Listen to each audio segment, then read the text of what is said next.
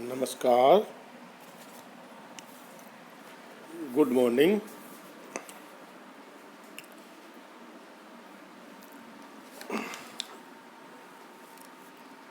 All dear students, today we will be discuss on topic syllabus of business statistics।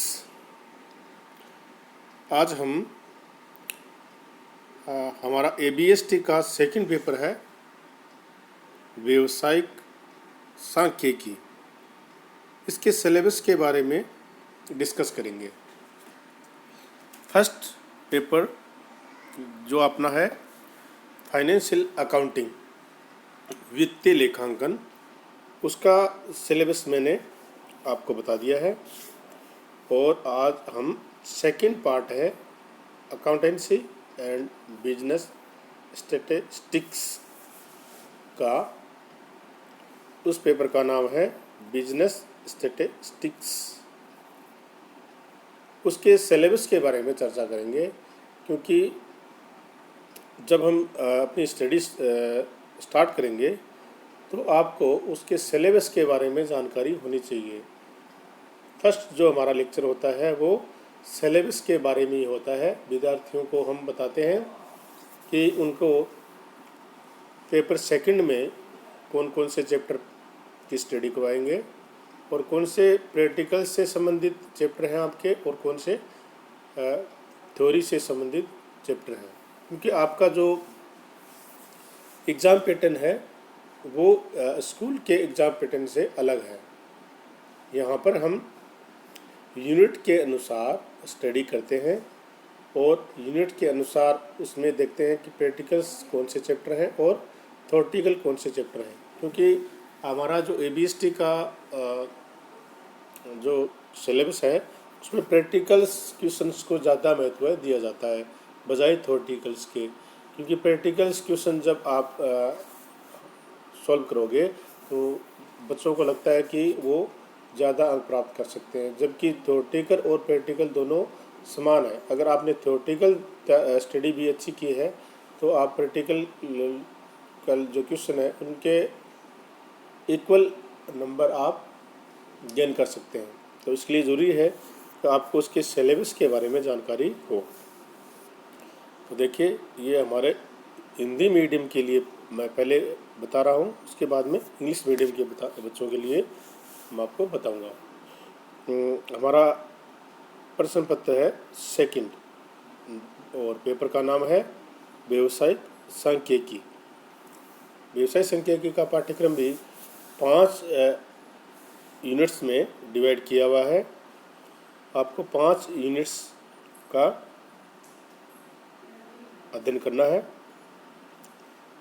First unit में सांख्यिकी का अर्थ और परिभाषा, सांख्यिकी क्या अर्थ क्या है, उसकी परिभाषा क्या है, उसके कार्य, महत्व व सीमाएं, ये हमारा एक चैप्टर होगा जिसमें आपको उसका अर्थ, परिभाषा, कार्य, महत्व और सीमाएं, इसके साथ साथ सांख्यिकी के प्रति अविश्वास, कुछ भ्रम है सांख्यिकी के प्रति, उनके बारे में आपको स्टडी करने हैं। नेक्स्ट जो चैप्टर होगा वो होगा सांख्यिकी अनुसंधान। सांख्यिकी अनुसंधान में उसका अर्थ, सांख्यिकी अनुसंधान के प्रकार व विभिन्न चरण, प्रतिचयन के उद्देश्य तथा रीतियाँ, ये हमारा सेकंड चैप्टर होगा यूनिट फर्स्ट में। प्रतिचयन के आवश्यक तत्व, प्रतिचयन व अप्रतिचयन विभ्रम, निर्दर्श का आकार, समीकरणों का संग्रहण, संपादन, ये हमारा सेकंड चैप्टर होगा यूनिट फर्स्ट में। और नेक्स्ट चैप्टर है वो है वर्गीकरण और सारणीयन, जिसमें प्राथमिक व द्वितीय समीकरणों के संग्रहण की जो मेथड्स हैं, रीतियाँ, अनुसूची व प्रश्नावली, समीकरणों का संपादन, वर्गीकरण, वर्गीकरण नेक्स्ट चैप्टर होगा। वर्गीकरण और सारणीयन में आपको प्राथमिक और द्वितीय समीकरणों के संग्रहण की जो मेथड्स है, अनुसूची है, प्रश्नावली है, समीकरणों का संपादन, ये आपको थर्ड चैप्टर फर्स्ट यूनिट में स्टडी करना है। उसके बाद में वर्गीकरण का अर्थ व परिभाषा, ये हमारा नेक्स्ट चैप्टर होगा। उनकी विशेषताएं, वर्गीकरण के उद्देश्य व प्रकार और सांख्यिकीय श्रेणियाँ, ये हमारे फर्स्ट यूनिट के चैप्टर हैं। आपको इन सब की डीपली स्टडी करनी है, गहनता से इसका अध्ययन करना है, क्योंकि पैटर्न स्कूल से थोड़ा अलग है। तो आप कॉलेज की जो स्टडी है उसको ज़्यादा गंभीरता से लेंगे, क्योंकि ये आपका कैरियर मेकिंग टाइम है। अब आपको ये डिसाइड करना होगा कि आपको करना क्या है, आपका फ्यूचर प्लान क्या है, आपको फ्यूचर में क्या करना है। तो इसलिए स्टडी को पूरा गंभीरता से लेंगे और डीपली स्टडी करेंगे तो आपको आगे तक इसका फ़ायदा मिलेगा। अब हम बात करते हैं सेकेंड यूनिट्स की। सेकेंड यूनिट में हमारा चैप्टर होगा सारणीयन। सारणीयन का अर्थ व परिभाषा, उद्देश्य, सारणीयन का महत्व व सीमाएं, वर्गीकरण और सारणीयन में अंतर। वर्गीकरण और सारणीयन में अंतर से संबंधित आपके क्वेश्चन आपको जरूर मिल जाएंगे, और सारणीयन का महत्व भी आपको पता होना चाहिए, और उसकी लिमिटेशन, इम्पोर्टेंस एंड लिमिटेशन से संबंधित जो आपके क्वेश्चन हैं उनको आप ज़्यादा से ज़्यादा डीपली स्टडी करेंगे तो इससे संबंधित क्वेश्चन आपको जरूर मिलेंगे। एक आदर्श सारणी के आवश्यक तत्व क्या क्या होने चाहिए और सारणीयन के प्रकार क्या हैं, ये आपको सेकेंड यूनिट का फर्स्ट चैप्टर है। और सेकंड चैप्टर जो प्रैक्टिकल चैप्टर है, इसमें प्रैक्टिकल से संबंधित क्वेश्चन आपके आएंगे। उसमें है केंद्रीय प्रवृत्ति का माप, केंद्रीय प्रवृत्ति का अर्थ व परिभाषा, उपयोगिता व महत्व, सांख्यिकीय माध्यों की गणना, एक आदर्श माध्य की आवश्यक विशेषता, सांख्यिकीय माध्य के प्रकार, समांतर माध्य,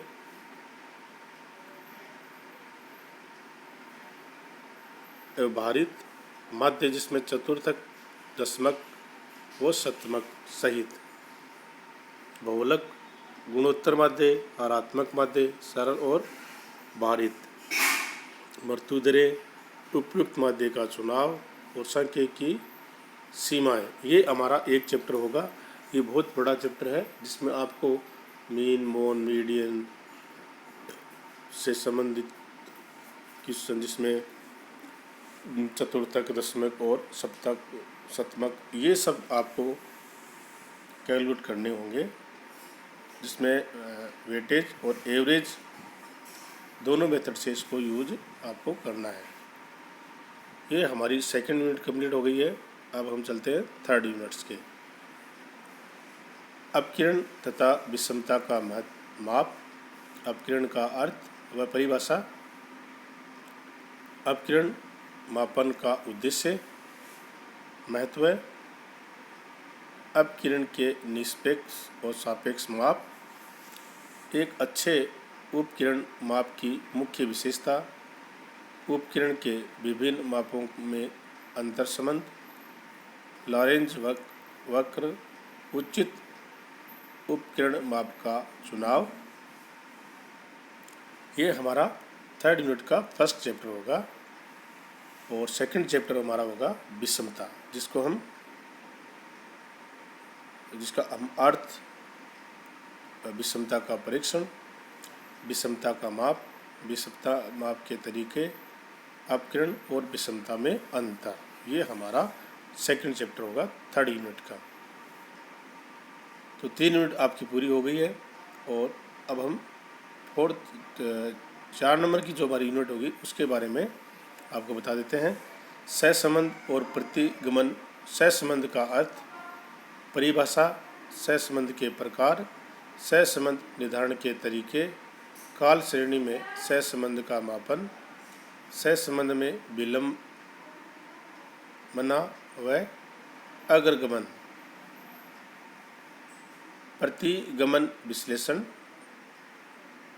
अवधारणा, अर्थ, उपयोगिता, प्रकार, प्रतिगमन व सहसंबंध में अंतर, रेखीय सहसंबंध तथा प्रतिगमन विश्लेषण, अनुमान की परिमाप त्रुटि, प्रतिगमन रेखाओं के परिकलन की विधियाँ और संकल्पनात्मक रूपरेखा और व्यवसाय में उसका उपयोग। ये हमारा हो गया 4th यूनिट। इसमें आपको काल श्रेणी विश्लेषण और रिग्रेशन इक्वेशन और कोरिलेशन, ये 3 चैप्टर आपको इसमें स्टडी करने होंगे।